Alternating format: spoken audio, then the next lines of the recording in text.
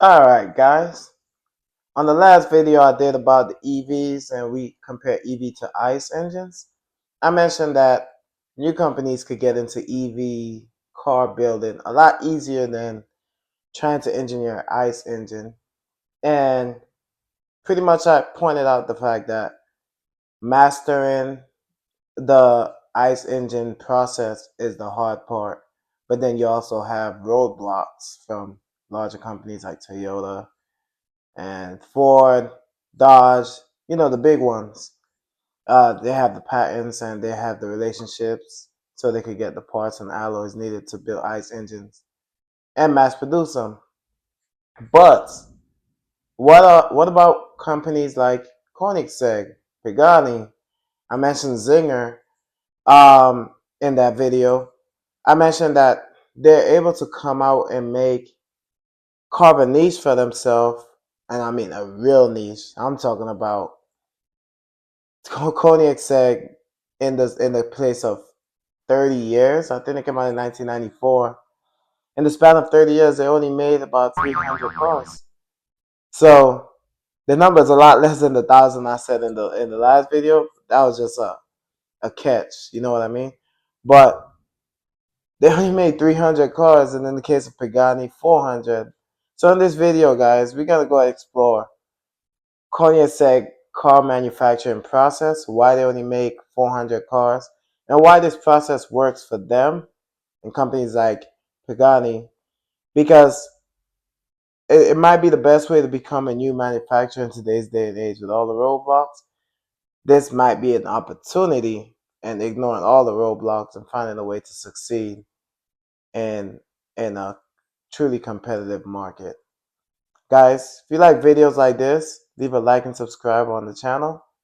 And let me know if you want me to do more videos like this. I could also do a video on Pagani, and I could do one on Bugatti. They all have slightly different manufacturing processes and philosophies that is really interesting to delve into. So yeah, guys, leave a like, subscribe. Thank you.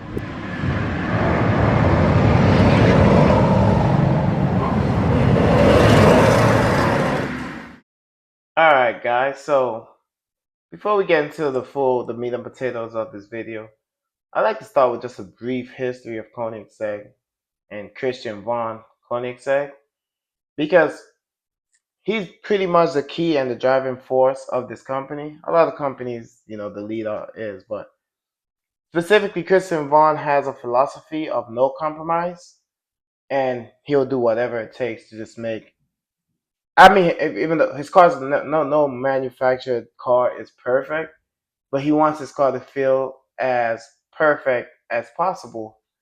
So his company started with grants and loans from his previous company, some investment from his previous companies. In 1994, his first prototype was 1996, and then I think it was like 2002. Koenigsegg saw their first production car. Now, if you're like me and you was a Top Gear fan back in the days, you probably remember the Koenigsegg on there and it crashed. I mean, that's what I remember about Koenigsegg initially. And so I was like, you didn't see a lot of crashes on Top Gear. It happens, but not frequently.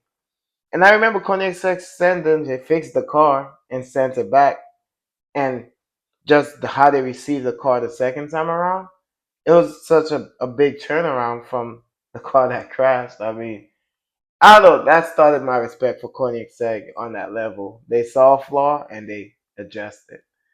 This 120.4, that's the old Koenigsegg lap. We don't need that anymore. Okay, so this is the time he was aiming for, 118.4, the Zonda F. Yes. And he did it. Yes. This is the new Koenigsegg. It's a big one. With the Top Gear wing. Yes. 117.6. Right away. And so Koenigsegg, I think that when I hear the philosophy Christian Vaughn talks about with no compromise, it just brings me back to that incident where, you know, somebody reviewing your car and saying it's two-tail happy, has no downforce. and going and fixing that. I think they put a spoiler on it and brought it back. And then, I mean, if you remember, guys, I think it was mentioned on that same episode that that Mustang engine, it was a Mustang modular engine they used for that Koenigsegg. That Koenigsegg made 655 horsepower, and at the time, that was a world record. So, you know, you think about today, cars today is casually pushing 600 horsepower. The BMW M5, which is a family sedan, a Hyundai N is pushing 600. I mean, so many cars hit 600 these days. It doesn't sound like a big number, but guys, at one point, 600 was our record. Not even that long ago. At least when you're up in age like me, 600 horsepower was not long ago insane.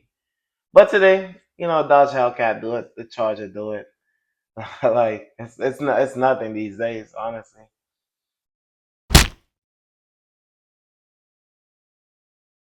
But anyways, guys, from the CC8, Koenigsegg have moved on and have pushed the production car limit to its the boundaries to its limits. Because I mean, between them and Bugatti, you've seen top speed records just being broken and pushed. And every time you think that's a max, they push it again.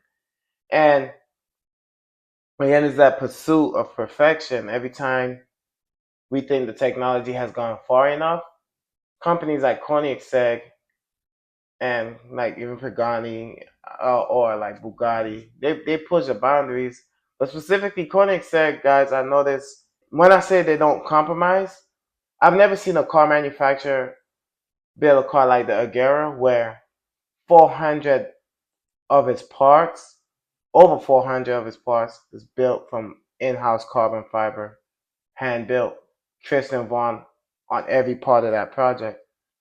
I mean, that's a real factor here, guys. Christian Vaughn is the Koenigsegg factor. He wants to be a part of every build, and if that means producing 12 cars a year, which means from 2002, which is how we get to the number of 255 around cars that he's currently built.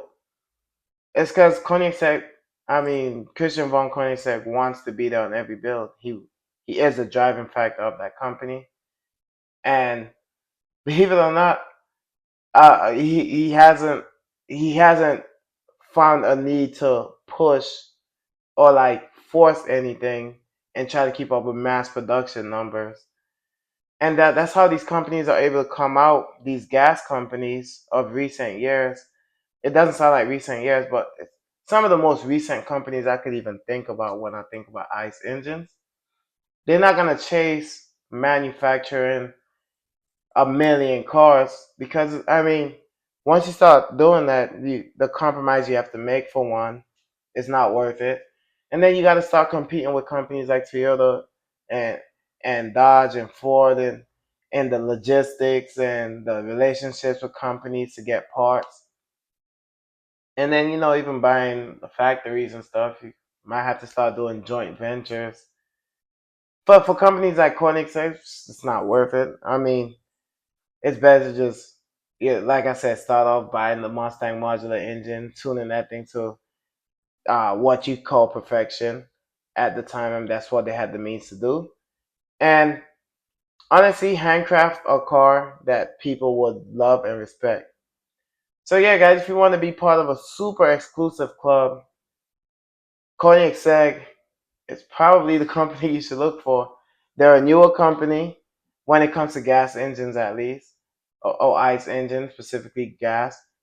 And you'll be part of a very exclusive club because in its lifetime, there's under 300 Koenigsegg. Now, as far as like in the future, what do I see Koenigsegg? Well, Koenigsegg they're still building the Jesco and they're still building the Gamera. I know they just came out with a Service Spear. I think that's gonna be a lower production car than the Jesco as far as how much people wanted to order one. But the Gamera they're still planning on building 300 of Gameras alone. I think they're gonna have to up their production numbers a little bit. Maybe have like three or four on the floor at a time, but by expanding your crew size. Now, would that lower their quality? I don't think so, guys, because I think they could find the right kinds of engineers to work on the cars and hand build the cars without compromising on the quality. And overall, you'll still have the reputation of making some of the best cars. Now, like take for example Pagani. Pagani builds slightly more cars at 400. Bugatti built like um 70 cars a year in the case of Bugatti, but they're still very high quality cars. So I think Koenigsegg could find a balance and build more cars because guys, more people want to get their hands on the Koenigsegg, and hopefully one of these lucky buyers will take their cars on the Nürburgring and race it around the track for us because we want to see the Salisbury. I want to see the Salisbury go around the Koenigsegg. I'm sorry, Koenigsegg go around the Nürburgring and break the record because guess what? I think they could, and hopefully they walk that back or one of these millionaires or I'm sorry, billionaires could buy this car for $5 million and run it on the track for us because Koenigsegg cannot do it. Between Koenigsegg and Aston Martin, I think those two would be some of the fastest cars on the Nürburgring. They just don't see it right now because all the bans and the speed limits that exist, they just kind of avoid it.